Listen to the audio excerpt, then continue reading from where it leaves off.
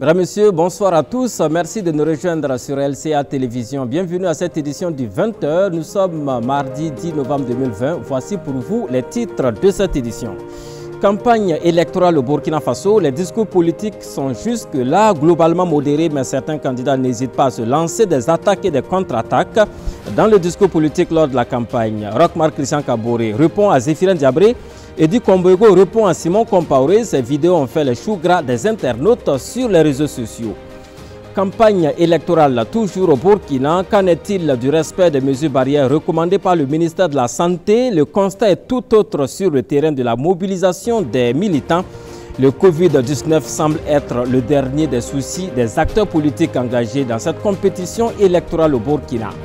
Et puis en République de Côte d'Ivoire, Alassane Ouattara, réélu dans des conditions calamiteuses, tend la main à Henri Konan Bédié. Toutefois, pendant que les leaders de l'opposition sont soit arrêtés, soit en exil, il en faudra bien plus pour asseoir les bases d'un véritable dialogue national inclusif dans le pays. Voilà pour le sommaire de cette édition, mesdames et messieurs. Une fois de plus, bonsoir à tous. Merci de votre fidélité et bienvenue à l'écoute de cette édition du 20h. Politique au Burkina, en ouverture d'édition, la campagne électorale bat son plein. Et pour les couplets du 22 novembre 2020, l'Union pour le progrès et le changement UPC et son candidat Zéphirin Diabré était le week-end dernier dans les régions du centre-ouest et de la boucle du Mouhoun. Ainsi, l'UPC et ses partis alliés ont mobilisé à Koudougou et à Dédougou, les chefs-lieux de ces différentes régions. À cette occasion, Zéphirin Diabré a annoncé deux grandes révolutions, une industrielle et l'autre agricole, pour sortir le Burkina de la dépendance alimentaire et technologique. C'est du moins ce que nous dit Aimé Samadogo dans ce compte-rendu. Les militants de l'Union pour le progrès et le changement UPC de la région du centre-ouest célèbrent la victoire de leurs candidats à l'élection présidentielle. Venus des différentes provinces de la région, les Lions ont une fois de plus réaffirmé leur soutien au roi lion Zéphirin Diabré ce samedi après-midi.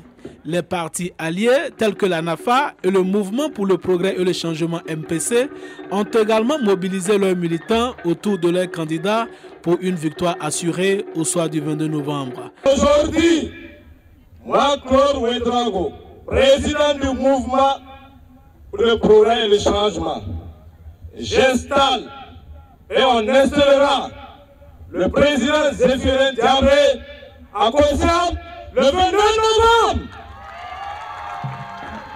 Jeunes, est-ce que vous êtes d'accord qu'on l'installe? Jeunes, est-ce que vous êtes d'accord qu'on installe le président Zéphirin Diabré? Face à ces militants du centre-ouest, Zéphirin Diabré a exposé ses idées. En plus de former un gouvernement d'union nationale et aller à une véritable réconciliation, le candidat de l'UPC promet une révolution industrielle. Actuellement, quand nous sommes assis, quand on va passer une voiture, une moto, même quand on voit un objet, c'est fabriqué ailleurs. C'est pas ça? Non. Et nos commerçants prennent l'avion pour aller en Inde, en Chine, au Vietnam, à Dubaï pour acheter, amener. C'est bien. Mais nous, on veut qu'à partir du 22 novembre, là, ce soit les commerçants chinois, les commerçants indiens, les commerçants de Dubaï qui prennent l'avion pour venir au Burkina Faso ici acheter. Nous avons une liste de 5000 produits qu'on peut fabriquer au Burkina Faso et nous voulons faire du Burkina Faso l'usine de la sous-région, l'usine de l'Afrique et l'usine du monde. Dans la région de la boucle du Moun ce dimanche, ils étaient des milliers de militants à ne pas vouloir se faire compter le rugissement du lion dans leur région. Une région sur laquelle leur candidat veut s'appuyer pour créer une autre révolution, la révolution agricole. Normalement, il y a 3 fleuves au Burkina Faso. Le Mouhoun, la Sicily et le Nakambe. Nakambe passe dans mon village à Fumbu là-bas. Il faut qu'on creuse des tunnels pour que les 3 fleuves là se rencontrent. Et que des bateaux puissent rapporter les marchandises pour naviguer là-dessus.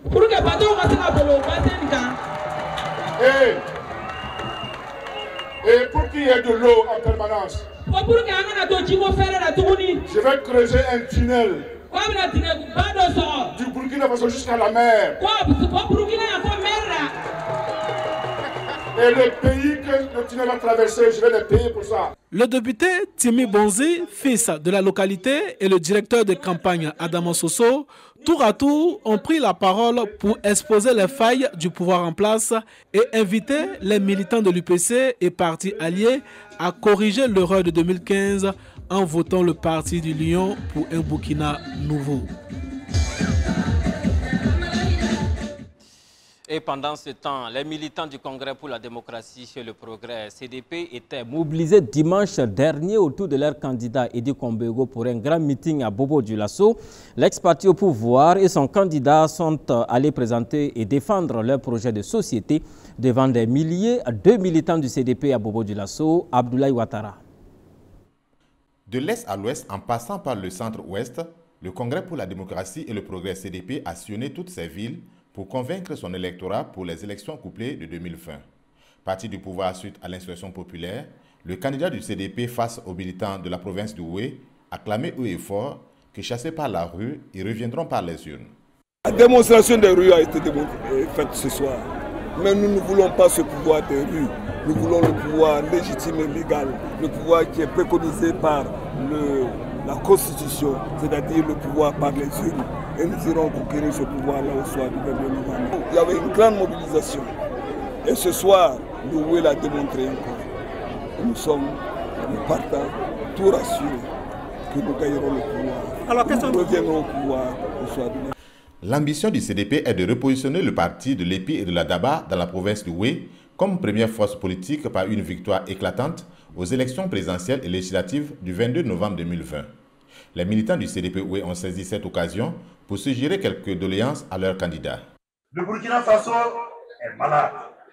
Le Houé a mal à son développement.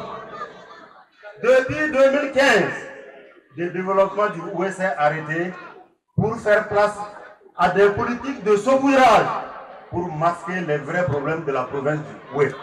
Notre province doit être réhabilitée et placée au firmament d'une digne province, d'une capitale économique. La population de Houé me charge de vous dire que loin d'être régionaliste, qu'elle revendique légitimement en priorité ce qui suit dès le lendemain de votre élection. Premièrement, la nomination d'un fils du Houé comme Premier ministre. Deuxièmement, la nomination d'un fils du Houé à la tête de la Sofitex. Troisièmement, la réalisation de 200 km de bitume à l'intérieur de la province. Edi Kombego, le candidat pour sa part, promet redonner à la ville de Bobo-Dioulasso son visage de capitale économique une fois élu à la tête du pays le soir du 22 novembre 2020. Bobo-Dioulasso, je promets, ici devant vous, de ne pas construire des villes hors de la ville pour dire voilà 2010 ou voilà 2000 je ne sais quoi, mais de développer, de faire en sorte que vous tous ici jeunes, vous ayez une formation pour être repris dans les futures industries que je vais créer avec les employeurs. Nous allons leur doter des équipements semi-mécanisés et semi-industriels. Nous allons vous reformer pour que vous ayez extraire notre or pour développer le Burkina Faso. Je suis venu donc leur dire la vérité, qu'ils m'entendent. Définitivement, quand je vais quitter le Houé, ceux qui vont revenir, regardez-les. Parce qu'ils n'ont aucune capacité de développer le Burkina Faso. Les anciens du parti dans le Houé ont offert au candidat Edi Kombego une canne comme symbole de la victoire. Le CDP Houé a lancé sa campagne électorale le 1er novembre dernier à Bama.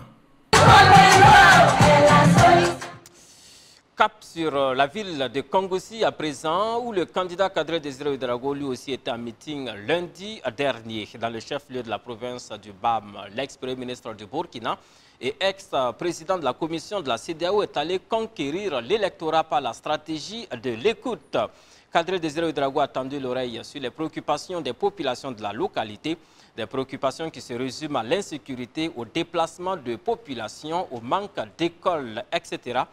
De retour de Kongossi, le compte rendu de nos envoyés spéciaux Léon Néa et Amadou Diko. C'est la deuxième sortie du candidat Kadri Désiré Ouédraogo dans la région du Centre-Nord depuis l'ouverture de la campagne électorale. À Kongoussi, dans le BAM, le candidat du mouvement Agir ensemble pour le Burkina s'est adressé à des centaines de militants, visiblement acquis à sa cause. Après avoir prêté oreille attentive aux préoccupations des populations de la province, Kado s'est dit convaincu qu'avec l'engagement de tous, un nouveau Burkina est en cours. On saurait être en retrait dans tous les chantiers où la construction et la prospérité du Burkina Faso est en jeu. Je me suis engagé et je reste engagé pour notre pays, le Burkina Faso. C'est pourquoi nous avons dit dans notre programme que nous réviserons les programmes d'enseignement du Burkina Faso pour réintroduire l'instruction civique pour tous les jeunes du Burkina Faso. Nous allons instaurer un service national civique pour que tous les jeunes du Burkina Faso se mettent au service de leur pays, apprennent à le connaître et apprennent à le servir. Problèmes d'eau, manque d'écoles, insécurité, déplacement massif des populations sont entre autres les problèmes quotidiennement vécus dans la région du Centre-Nord depuis des années au dit des populations. Kadri Désiré Ouedraogo dut prendre note de ces difficultés et s'est engagé à y apporter des solutions simples mais durables dès qu'il aura la commande de l'État. Un engagement qui rassure et qui galvanise les cadeaux du BAM. Ces derniers se sont dit prêts à accompagner leurs candidats pour la victoire au soir du 22 novembre. Kadri a dit qu'il va arranger la voie, qu'il va construire notre hôpital qui est ici et aider les réfugiés. J'ai décidé de soutenir le candidat, son Excellence Kadri Désiré Ouedraogo, parce que c'est quelqu'un, il est très compétent. Vu ses compétences-là, ce n'est pas niveau interne, même à l'extérieur, il nous a prouvé ses compétences. Après Kongoussi, ce sera au tour de Boulsa, dans le Nan Matenga, et de Koupela, dans le Kouritenga, d'accueillir l'ancien Premier ministre du Burkina et ancien président de la commission de la CEDEAO, engagé dans la course vers le fauteuil présidentiel. Ils sont 13 à la conquête du fauteuil présidentiel au Burkina, 13 prétendants qui pensent tous à la réduction de la corvée d'eau pour les populations rurales notamment.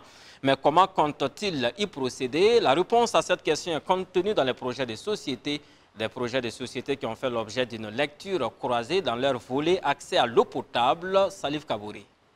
Le candidat du mouvement du peuple pour le progrès, Rochmar Christian Kaboré, qui vante son projet eau et assainissement du mandat passé, car ayant réalisé plus de 8700 forages sur une prévision de 7500, promet pour le prochain mandat s'il est élu l'accroissement des chiffres déjà réalisés à travers le renforcement, mais aussi la poursuite de l'extension des forages et des retenues d'eau. Le candidat de l'UPC, Zéphrin Diabré, veut créer une révolution dans le secteur de l'eau. Il promet la réalisation de plusieurs barrages, le renforcement des retenues d'eau et surtout un tunnel qui débouchera sur la mer pour faire désormais du Burkina Faso un pays maritime.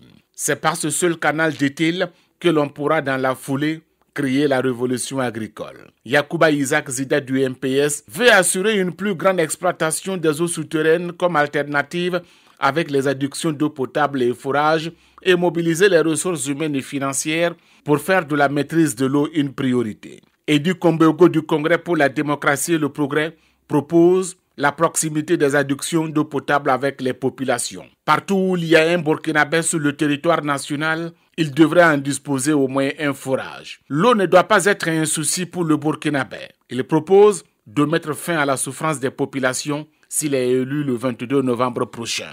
Et la campagne électorale est toujours en cours et c'est là pour une dizaine de jours encore. Mais on pourrait s'arrêter là pour certains citoyens burkinabés qui ont déjà fait le choix du candidat pour qui voter à la présidentielle. D'autres, par contre, attendent toujours de faire leur choix en écoutant les discours politiques. Nos reporters ont promené leur micro dans les rues de Ouagadougou et voici les réactions avec nos reporters Bassirou Savadogo et Jerry Dev Kodo. Écoutez. L'élection présidentielle suscite beaucoup d'engouement de la part des citoyens. À quelques jours du scrutin, et bien que la campagne soit toujours en cours, certains citoyens ont déjà fait le choix de leur candidat. Certains citoyens disent avoir été convaincus par le projet de société du candidat auquel ils vont donner leur voix le 22 novembre. Bon, je pense bien. J'ai déjà fait le choix. Justement. D'accord. Dites-nous un peu sur quoi vous voulez vous baser pour ça. Bon, personnellement, je me suis basé sur le programme de mon candidat. Voilà, le programme. J'ai vu le programme. C'est un programme qui promet beaucoup et j'ai confiance. Donc vous avez été convaincu par le programme? Convaincu, totalement. Je me suis basée sur son programme électoral. Je trouve que le programme qu'il a établi est un programme quand même intéressant pour le développement du Burkina Faso. Cependant, chez d'autres électeurs, le choix du candidat n'a toujours pas été fait. Ces derniers sont toujours dans une certaine hésitation et ne savent pas pour l'instant pour qui ils vont voter le jour du scrutin. Bon, pour les élections, je n'ai pas encore fait mon choix parce que, bon, je trouve que pour le moment, on n'a pas encore de candidat favori comme ça, donc je n'ai pas encore fait le choix. Donc vous n'avez pas encore un candidat sur lequel vous... Non, je n'ai pas encore. Ça veut dire que vous n'avez pas confiance en eux, bien c'est quoi? Bon, j'ai confiance en eux, mais il y a d'autres, les autres partis disent que non, quand ils vont prendre le pouvoir, ils vont faire ça, ils vont faire ci. Je pense que ça sera pareil, quoi. Donc, je pense que j'ai pas trop confiance en eux comme ça. Encore une dizaine de jours et ce sera terminé pour la campagne électorale. En attendant, les 13 candidats poursuivent l'opération de charme et de séduction des électeurs par tous les moyens légaux.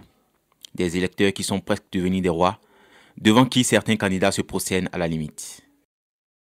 Je vous le disais en titre de cette édition, les discours politiques sont jusque-là globalement modérés dans cette campagne électorale au Burkina, mais certains candidats n'hésitent pas à se lancer des attaques et des contre-attaques dans les discours politiques lors des campagnes notamment. Ainsi, lors de son meeting inaugural à Bobo-Dioulasso, le candidat Roch-Marc Christian Kaboré a répondu à Zéphirin Diabré. Et de leur côté, Edi Kombego et Simon Compaoré rivalisent dans un langage en swahili. On en sait plus avec Ilias Kaboré. La campagne électorale pour les législatives et la présidentielle bat son plein au Burkina. Nous sommes au 10e jour et les régions, provinces du pays battent au rythme des meetings. Entre défense et dénonciation de bilan, promesses et charmes, les partis politiques usent des plans de communication pour convaincre l'électorat dans les villes et campagnes du pays. Mais la communication, c'est aussi des pics que les candidats à la présidentielle s'envoient, que ce soit entre Zéphirin Diabré de l'UPC et Roch-Marc Christian Kaboré du MPP. Si vous commettez encore l'erreur que vous avez commise en 2015, là, pour redonner le pouvoir à ces gens-là, nous, on va laisser tomber la politique. Il y en a qui ont commencé à dire si je ne suis pas élu, je vais laisser tomber la politique. Ils peuvent commencer à laisser maintenant.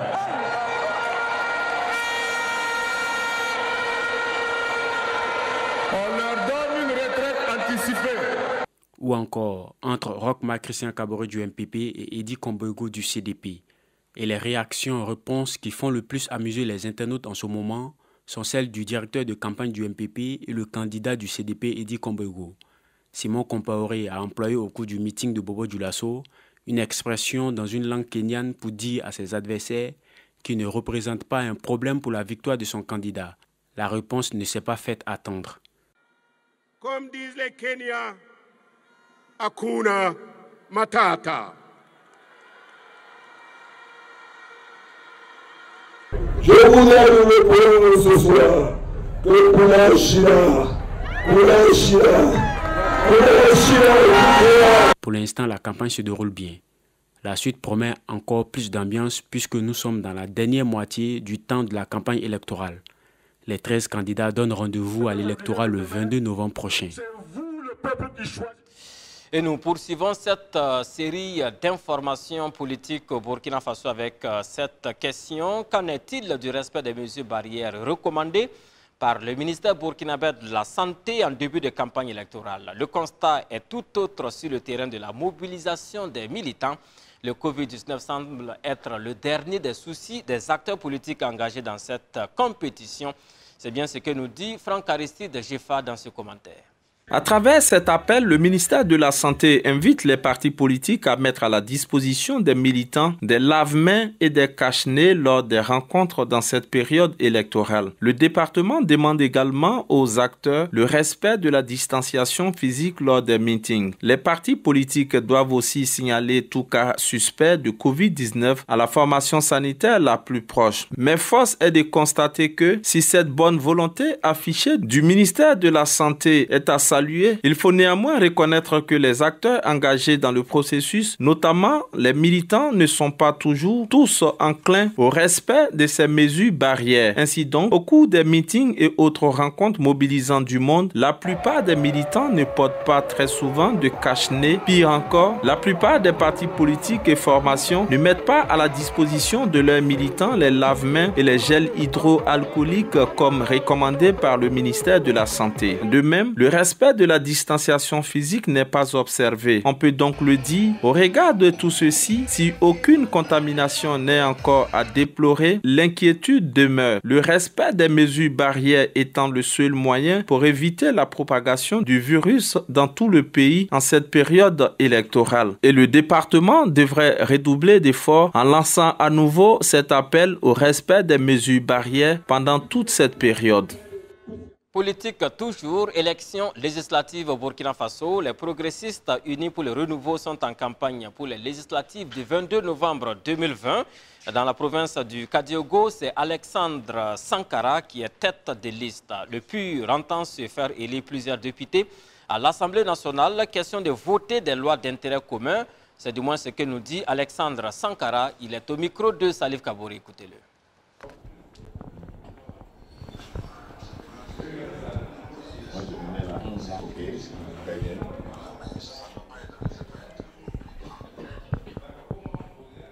La campagne se déroule bien. Les progressistes unis pour le renouveau a mis en place un programme de campagne qui peut s'articuler autour de 3 points essentiels. D'abord, la campagne, comme tout le monde le fait, les meetings. Nous avons aussi les rencontres de proximité avec des groupes cibles bien donnés, notamment les groupes de femmes. Nous avons la campagne de porte-à-porte. Et nous avons aussi une boîte secrète que, bien sûr, je ne veux pas dévoiler ici. Ça, c'est une stratégie propre à nous. Nous les expliquons pourquoi les progressistes unis pour le renouveau sont nés. Parce que c'est un nouveau parti qui a à peine 2 ans. Nous les expliquons pourquoi nous sommes nés. Nous les expliquons après pourquoi nous voulons aller à l'Assemblée nationale. Parce que pour ces élections, nous avons choisi de ne pas aller à la présidentielle, uniquement aux législatives.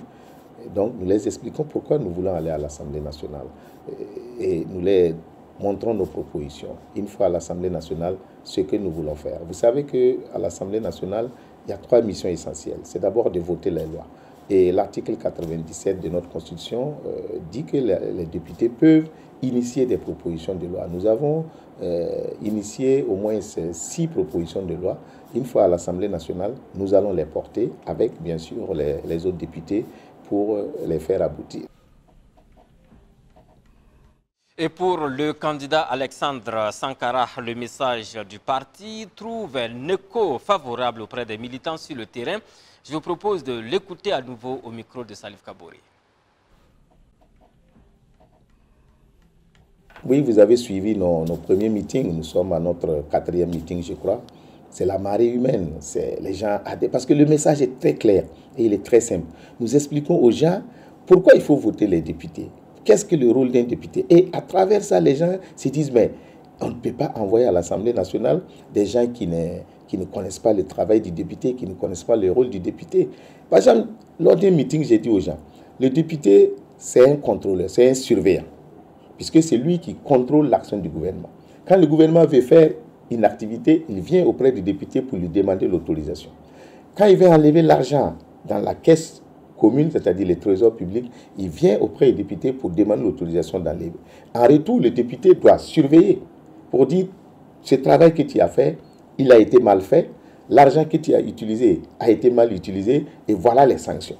Mais si vous donnez, si c'est l'entrepreneur qui est en même temps son contrôleur, imaginez vous donnez un marché à un entrepreneur et vous donnez le contrôle de ces chantiers-là à la même entreprise. Mais naturellement, et si le travail est mal fait, l'entrepreneur ne sera pas sanctionné parce que c'est lui qui doit s'autocontrôler. Voilà pourquoi nous disons aux députés, choisissez nous disons aux populations, choisissez des députés qui ne sont pas de la majorité, qui ne cherchent pas à être président. Parce que lorsque vous allez élire le président, il faut qu'à côté, il y ait un contre-pouvoir, c'est-à-dire des députés qui vont pouvoir jouer le rôle de surveillant pour être vos gardiens auprès donc, des gouvernants. En Côte d'Ivoire, le président Alassane Ouattara s'est dit prêt pour un dialogue franc et sincère avec Henri Konan Bédié. Cette invitation est bien loin de la proposition faite par la communauté internationale et plusieurs organisations de la société civile visant à engager un dialogue politique plus inclusif en associant les nouvelles générations. Toutefois, pendant que les leaders de l'opposition sont soit arrêtés, soit en exil, il en faudra bien plus pour asseoir les bases d'un véritable dialogue national inclusif dans le pays. Je vous propose d'ailleurs d'écouter un extrait de la déclaration du président ivoirien Alassane Ouattara. C'était hier lundi, écoutez-le. De leurs actes.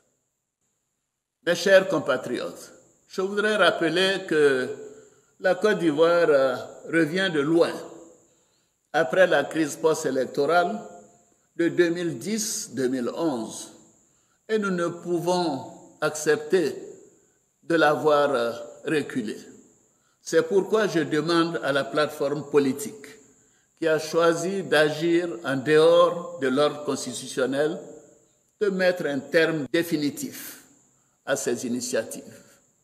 Mes chers compatriotes, conformément aux valeurs de paix et de dialogue que nous a légué le père de la nation ivoirienne, le président Félix Houphouët-Boigny, je voudrais réaffirmer ma disponibilité, aujourd'hui comme hier, pour un dialogue sincère et constructif avec l'opposition, dans le respect de l'ordre constitutionnel. Déjà, sur mes instructions, le Premier ministre Ahmed Bakayoko a invité le 17 octobre 2020 le PDCI-RDA et le FPI, qui n'avaient pas participé aux précédentes rencontres d'échange qu'il a eues avec les partis de l'opposition, à reprendre leur place dans le dialogue politique. Pour ma part, je voudrais rappeler que j'avais marqué ma disponibilité pour une rencontre avec le président Henri Konan Bédié, président du PDCI-RDA, à l'initiative de la mission ministérielle de la CEDEAO qui s'est rendue en Côte d'Ivoire le 18 octobre dernier. Je voudrais donc inviter mon aîné, le président Henri Konan Bédié, président du PDCI-RDA, à une rencontre dans les tout prochains jours pour un dialogue franc et sincère en vue de rétablir la confiance.